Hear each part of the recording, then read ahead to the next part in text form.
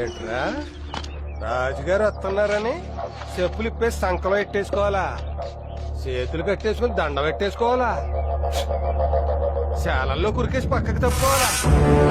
వాళ్ళ గొడవల్లోకి మనం వెళ్ళకూడదా? వాళ్ళు తాగే నీళ్ళు మనం తాగకూడదా? ఇప్పుడు నా సఖ్యేమో పైన కొండ మీద ఉంది, ఆయన చేను కింద ఉంది. నా చేను తడితే ఆయన చేను తడుస్తారు. అంటే ఎవరి నీళ్ళు ఎవరు తాగుతున్నారా? నా మోరు చేతి కింద నీళ్లు వాళ్ళు తాగుతున్నారు.